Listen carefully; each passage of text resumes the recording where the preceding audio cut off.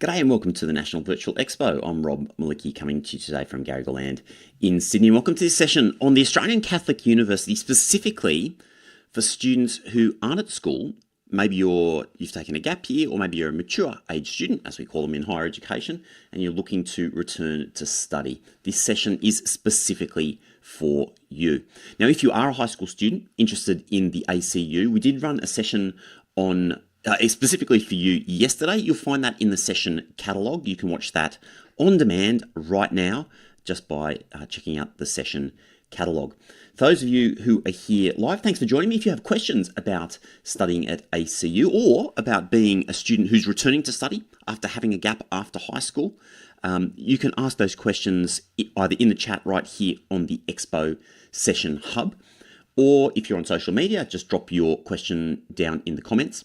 And if you're watching this on the replay, you can join the Choosing Your Uni Discord or the Facebook community for parents and ask any questions that you've got there. And please don't hesitate. If you've got a very specific question about your particular case, you can ask that.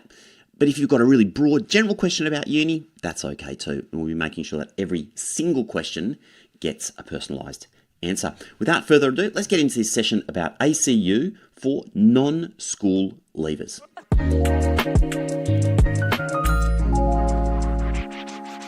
Hello everyone, and welcome to the Building Your Career ACU Study Options for Non-School Leavers webinar.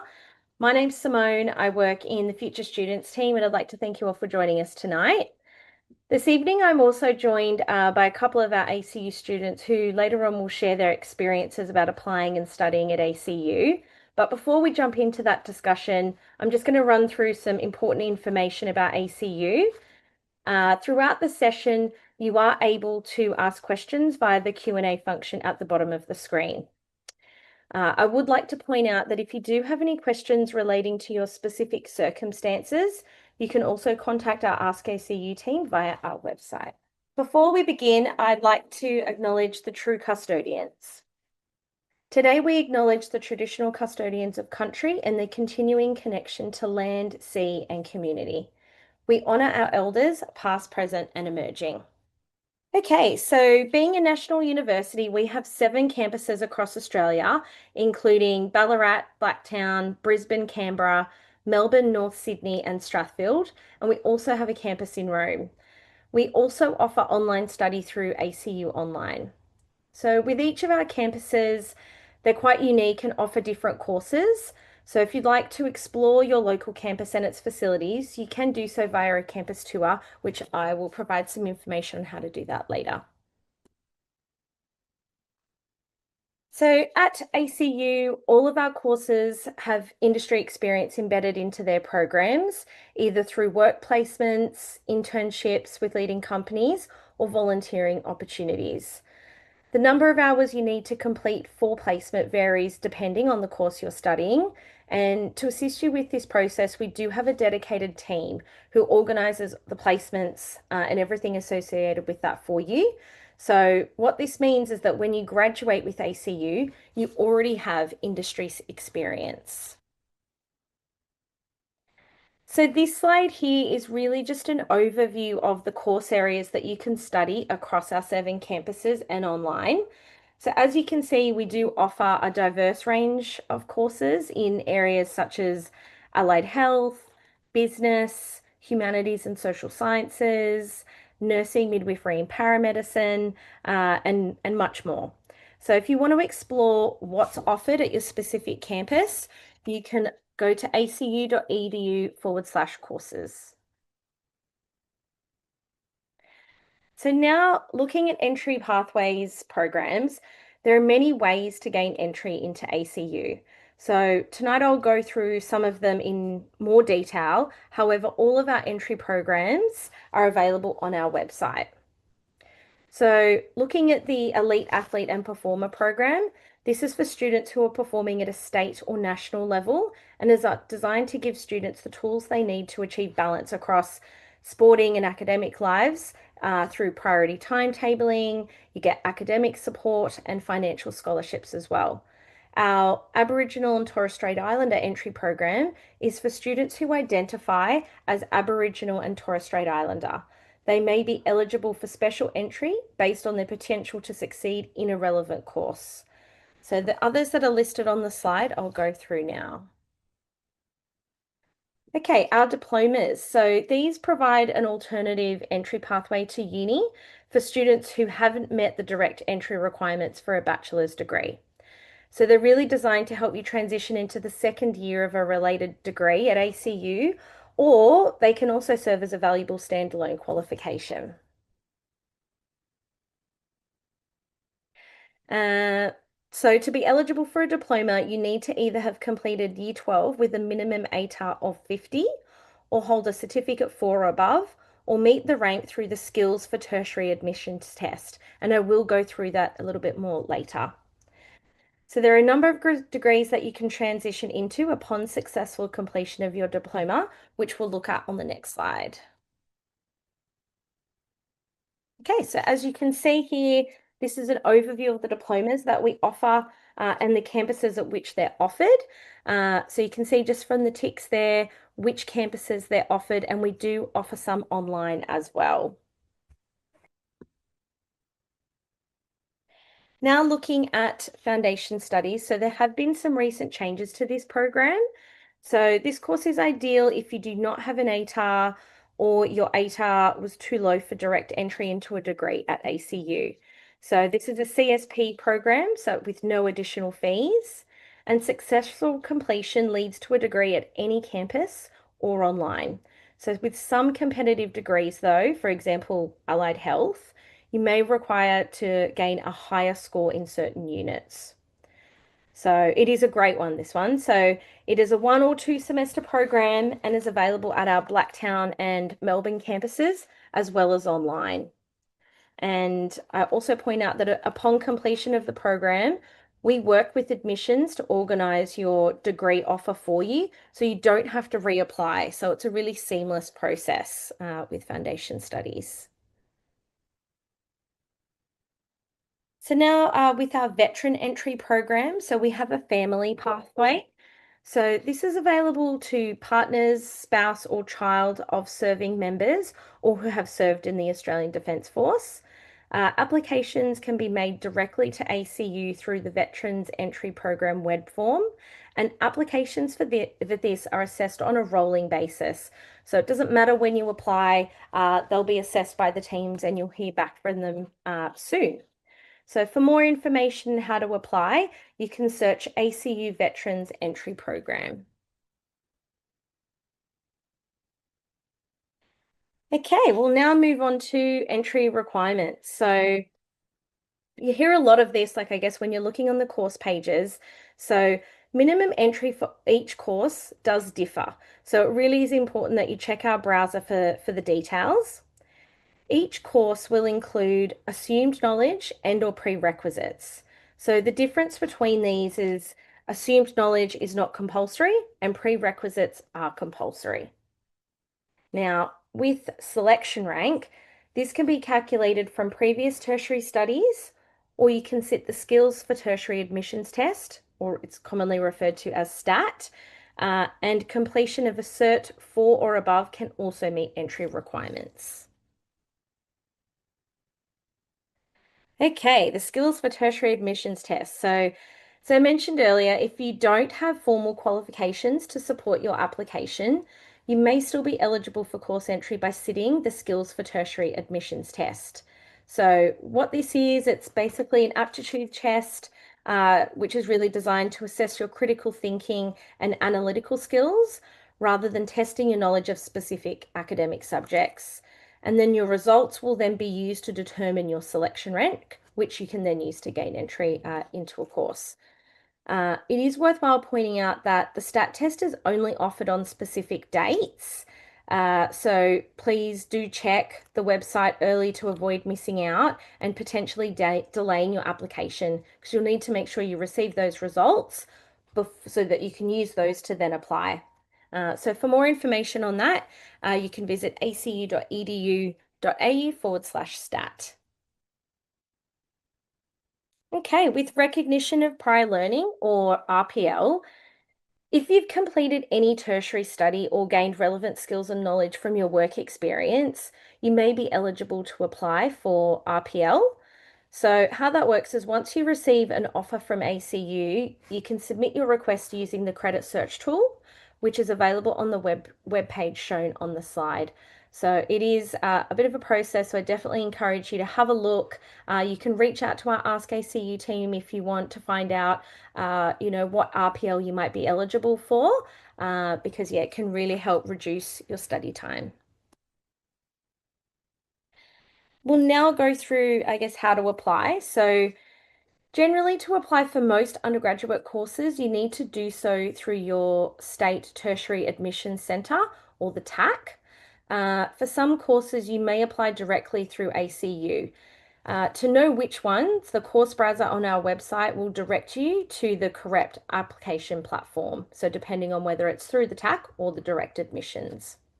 If applying through your state TAC, check the application fees, because some TAC fees increase from, say, $82 to $215, depending on when you lodge your application. From memory, I do know that some of the on-time applications close at the end of September.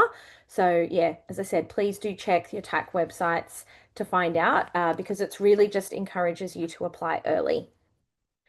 So after you receive an offer to study at ACU, whether through your state TAC or our direct admissions team, our Ask ACU team will reach out by phone, email, and text if you haven't enrolled. And this is really just to check in, see if you need any further assistance or have any questions about the course that you're looking at studying. But alternatively, you can contact the Ask ACU team at a time and they can assist you with the process. Okay, so now scholarships. So at ACU, we have close to 400 scholarships on offer, and these range from $1,000 up to $166,000 for our Bachelor of Arts Western Civilization programs. So some hefty scholarships available there. And our scholarships fall into two main categories. So we have our merit-based and our equity-based.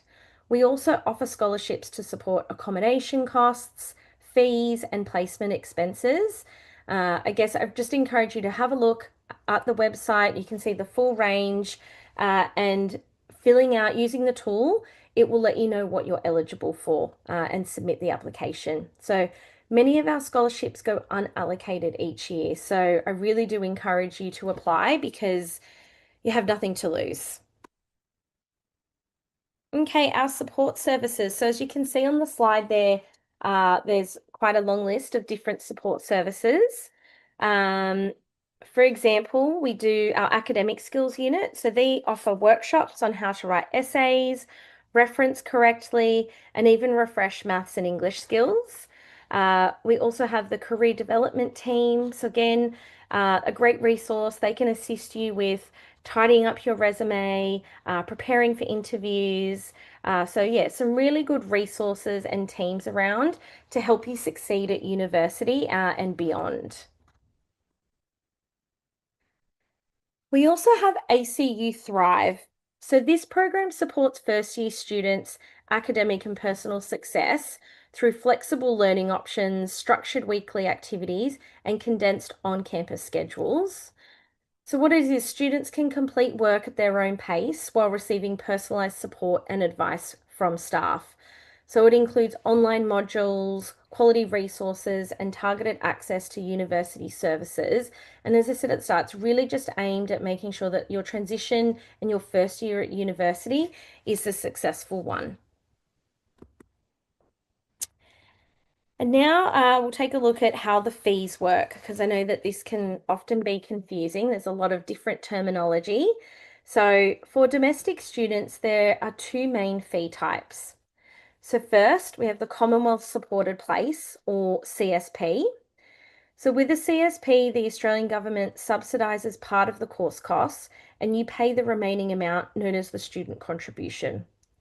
So all bachelor degree at ACU are offered as a Commonwealth supported place for eligible students, and including Australian citizens, Australian permanent residents, New Zealand citizens living in Australia, and permanent humanitarian visa holders. The second type is domestic fee paying, or DFP. So most postgraduate coursework degrees fall under this category, meaning there's no government subsidy and you'll pay the full course cost.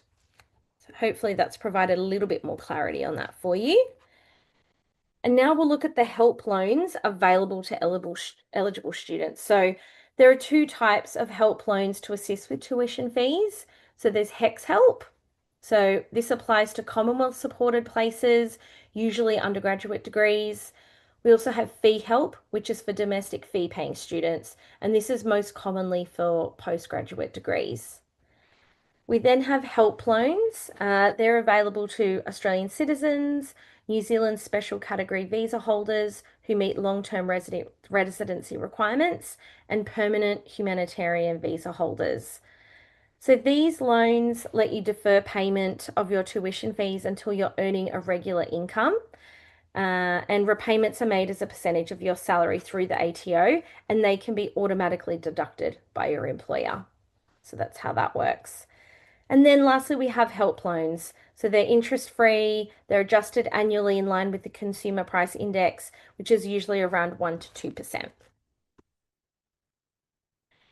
Okay, we're nearly at the end of all the formal slides. So I guess this is really, I'd like to just take you through what you'll need to have handy when applying and enrolling.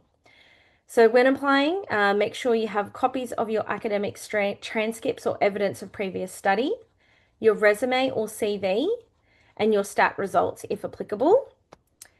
When enrolling, you'll need your unique student identifier or your USI. So you can find this by visiting the website shown on the slide. And finally, your tax file number. So, but only if you're applying for a help loan, that's necessary. Okay, well, I guess that brings us to the end of my presentation. So I know it was a lot of information to take in, but hopefully it just made it a little bit clearer for you and helped answer some of your questions.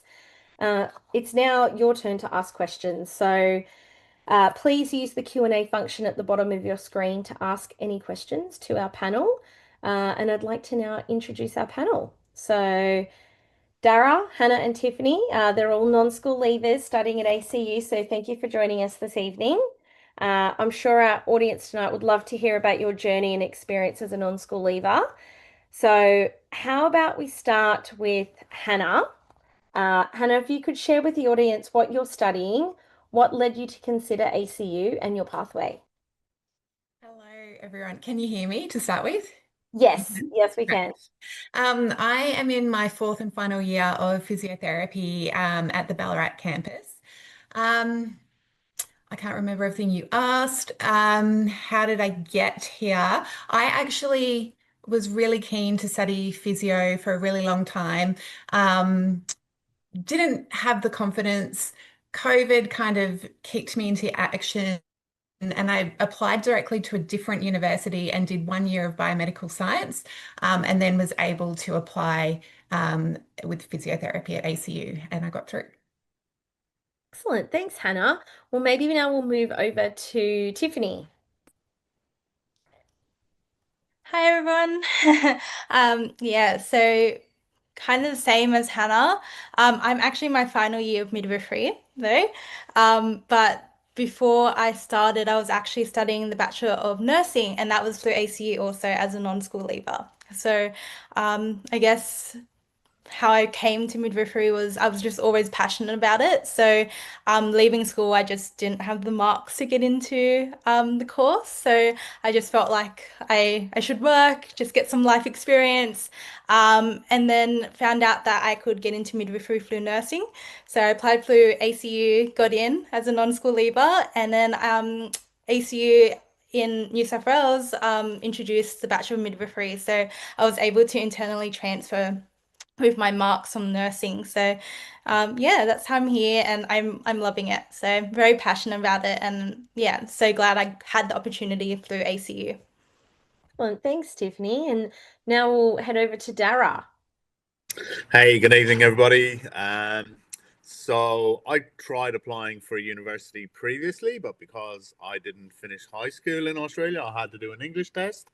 But I also was in the army, and then I found out about ACU's veteran entry pathway and applied for that and got in.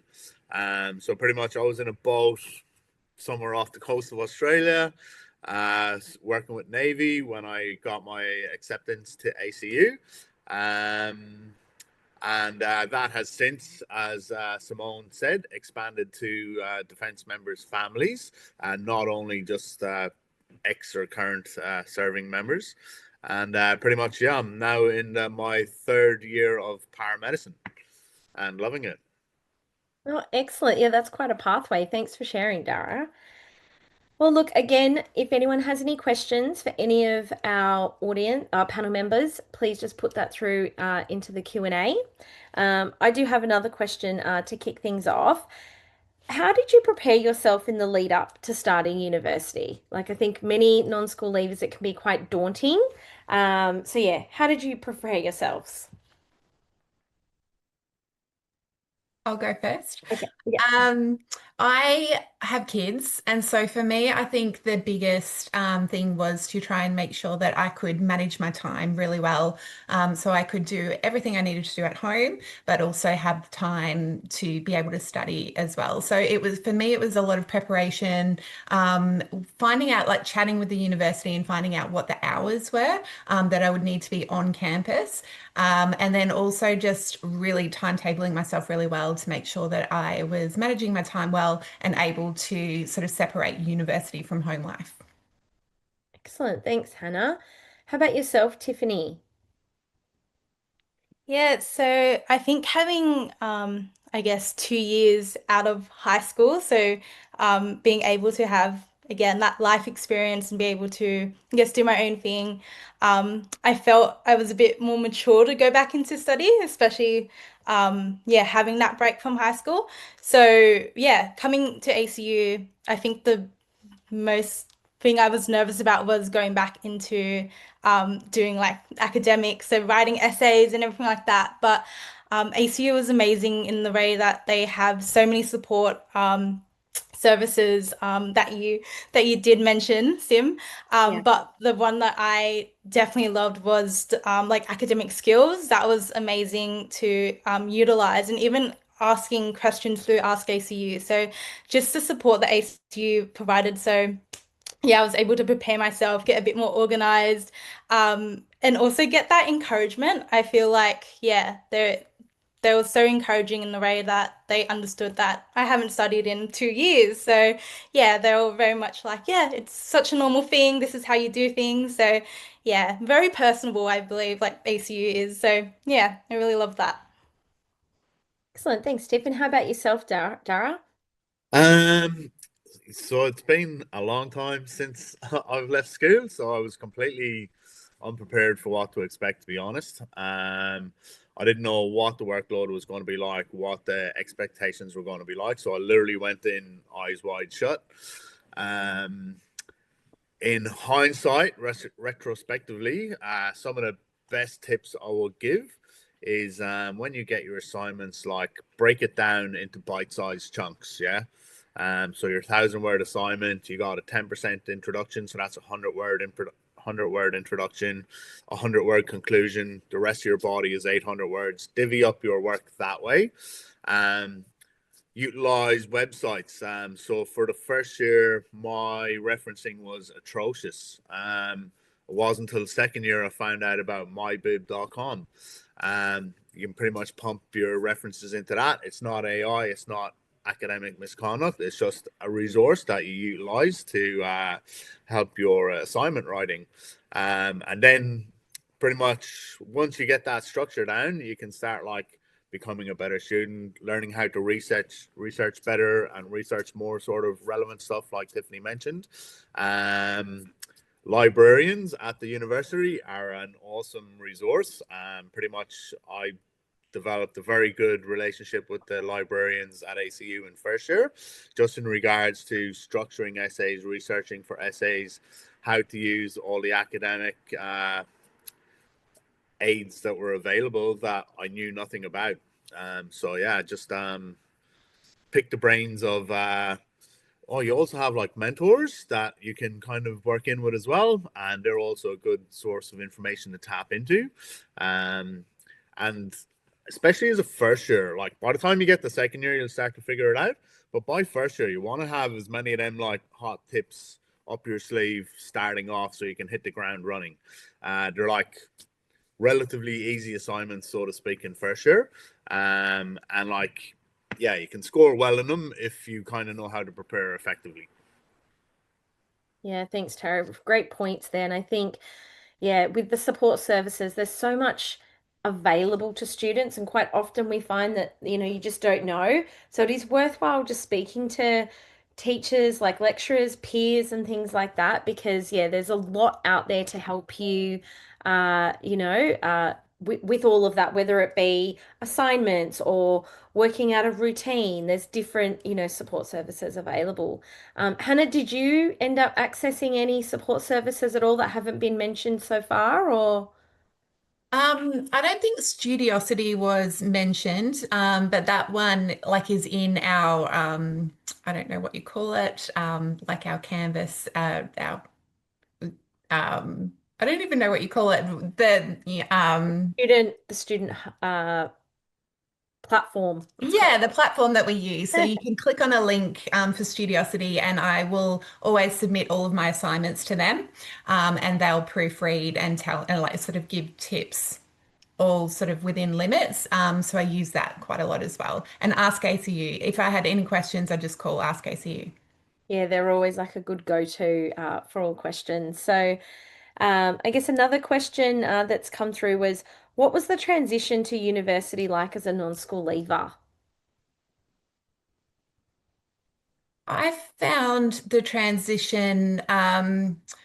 So I did the 1 year at a different university, and I found that completely different to what I was used to. I think the last time I'd studied was about 15 years prior.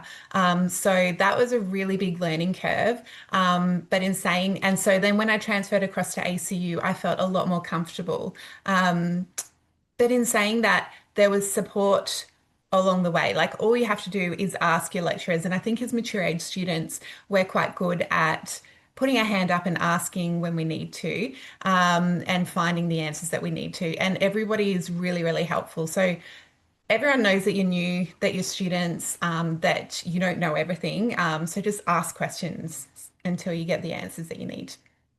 Excellent. Thanks, Hannah. Yourself, Tiff, anything to add to that?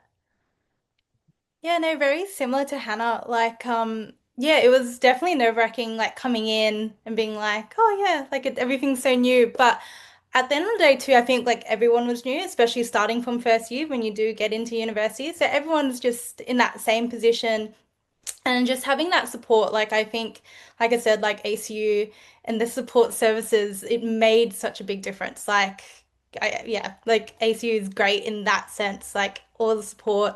And yeah, and just I guess it's also with ACU, like I said, very personal and very close knit. I actually really loved it, especially going into such a big course like the Bachelor of Nursing to begin with.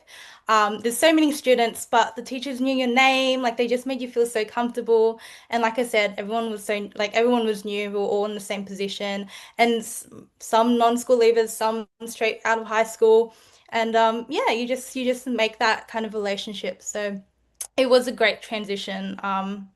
like if I say so myself. So yeah, just being able, I feel like maybe it was just the mindset also of having that time and then going into study again was just, yeah, it was just great. Yeah, thanks, Tiff. Dara, I don't know if you have anything more to add to that as well about, yeah, how was that transition as a non-school leaver?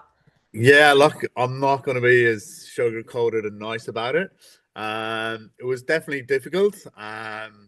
If you think you're just going to rock up, sign up for uni, and get a degree in a couple of years, you're in for a real shock. You absolutely, yes, there's all these services and resources available to you, but you absolutely need to be putting the work in. If you're not doing the online shoots, if you're not turning up for the non-mandatory lectures, you're going to be a headless chicken. You're not going to have a clue what's going on.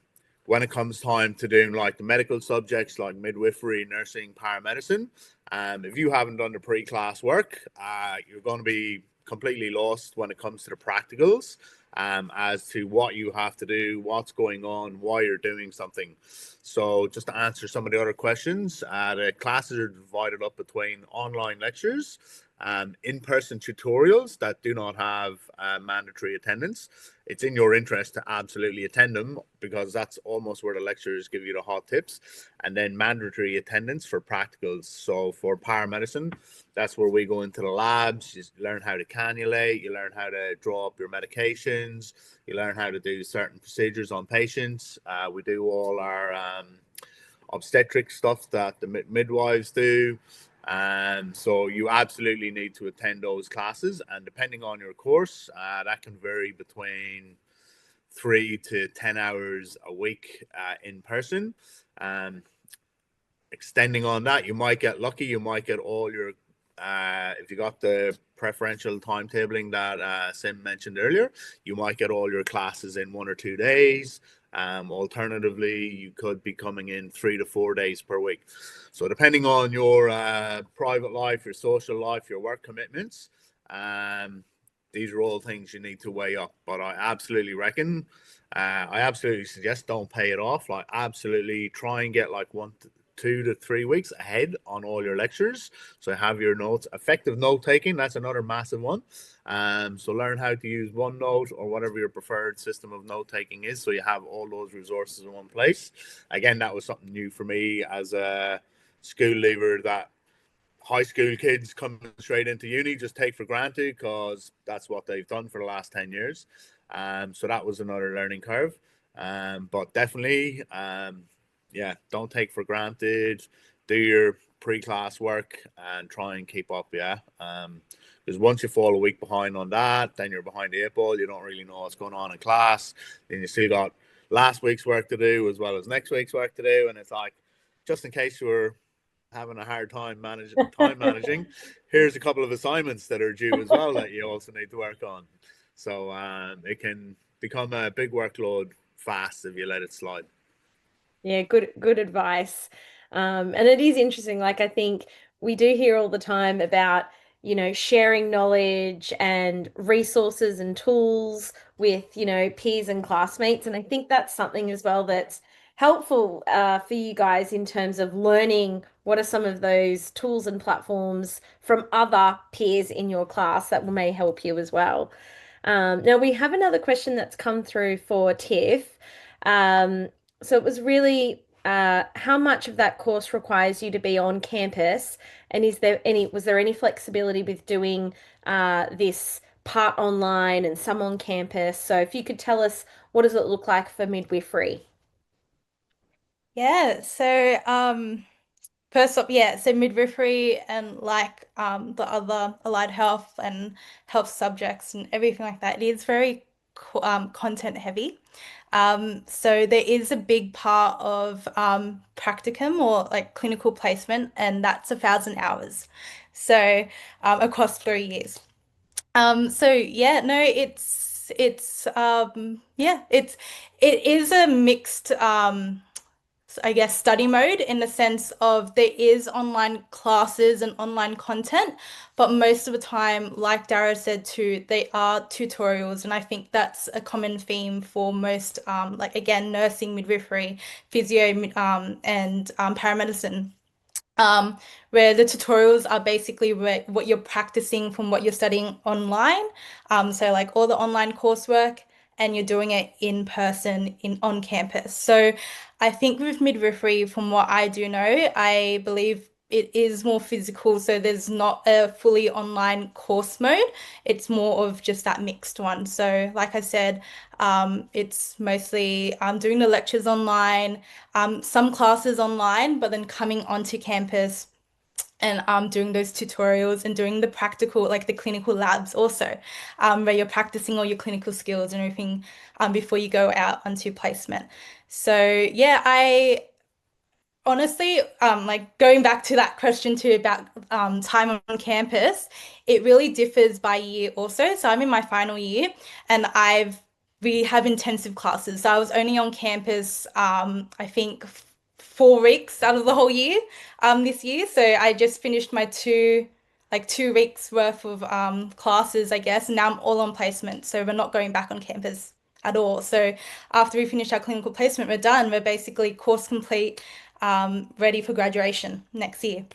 So, as compared to in my first year where I was on campus, I guess twice a week for 10 weeks. So, yeah, it just differs by year, and again, just I guess depending on the course. So, like I said, well, for midwifery, it is definitely very much practical based. So yeah, you're on campus quite a bit, and that's just because yeah, before you go on placement, you just need to be a bit more confident with your skills, and yeah, so that's yeah, Excellent. That there's that's my experience. a bit of a hybrid of, but I think, Yeah, as you said, with those more health related courses, there's a bit more face to face, because they've got to kind of teach you those hands-on skills, that you need to learn.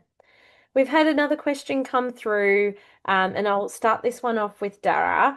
But how do you balance work and life commitments alongside your studies? Hey, I was just trying to type a response to them. Yeah, look, it's actually I found it hard. I was fortunate for the first year. I said, right, I'm going to work very little. I'm going to give study 100%, and if it's a flop, then at least I can put my hand on my heart and say I've given it a red hot crack, and I either succeeded or I didn't succeed. So, I pretty much smashed through a whole bunch of savings, just trying to attend class and pay household bills, keep the cars on the road, do all the bits and pieces you do when you have a life.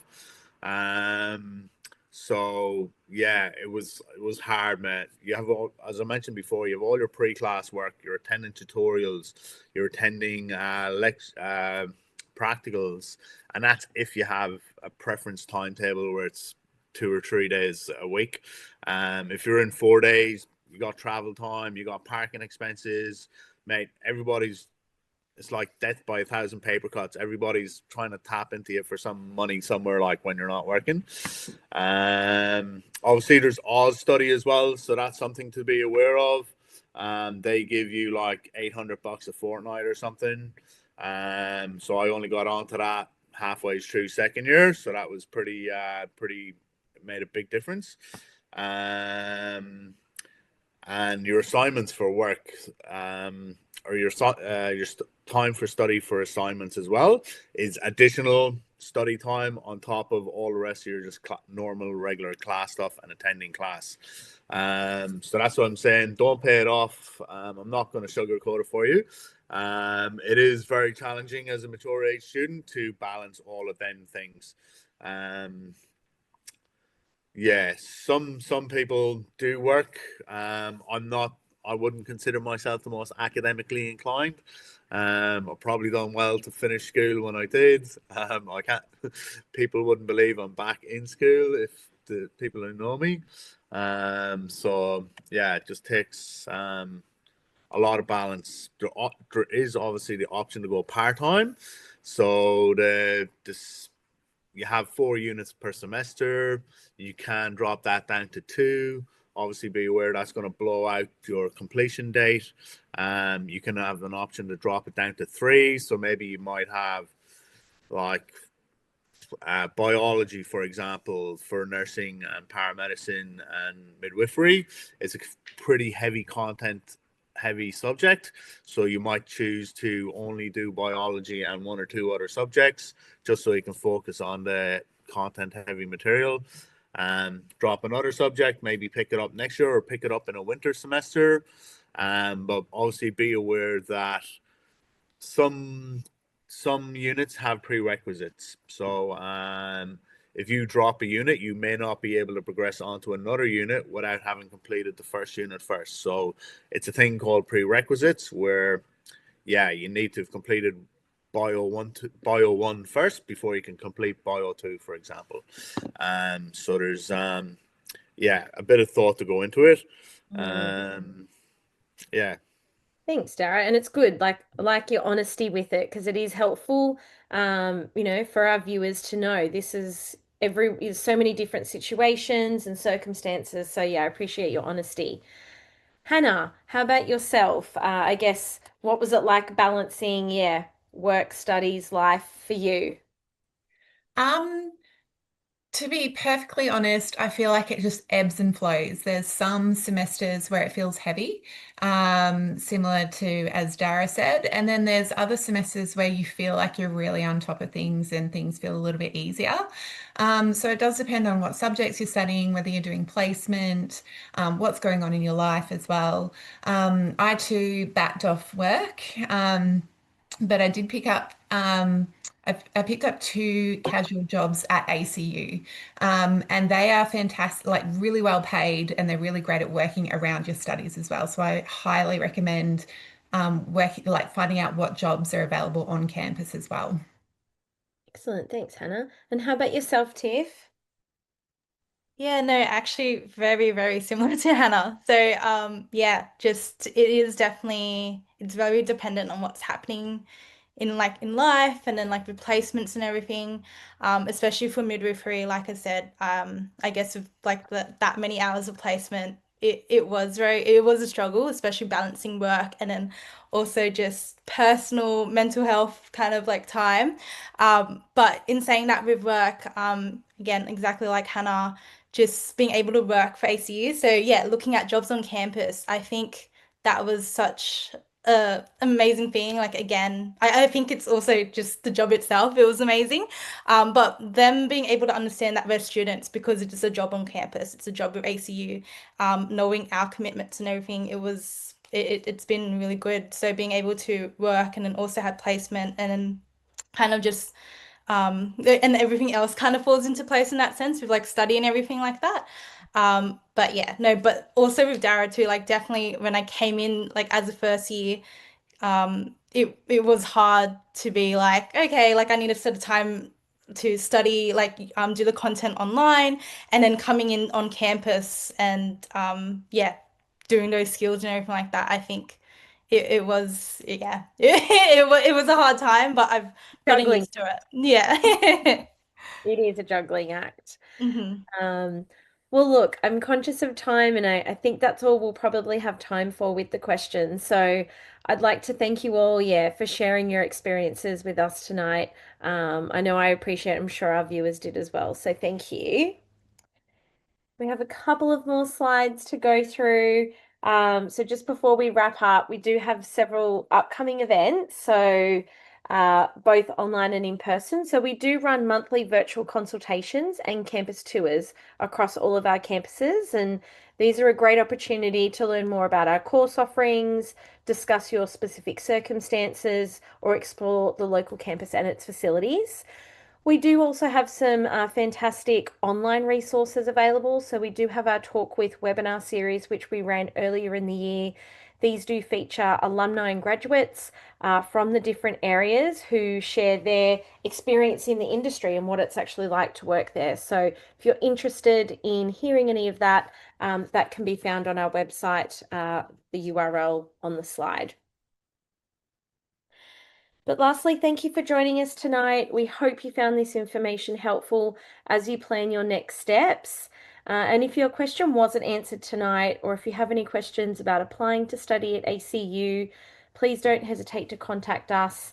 our friendly Ask ACU team, and you can reach them by visiting acu.edu.au/askacu.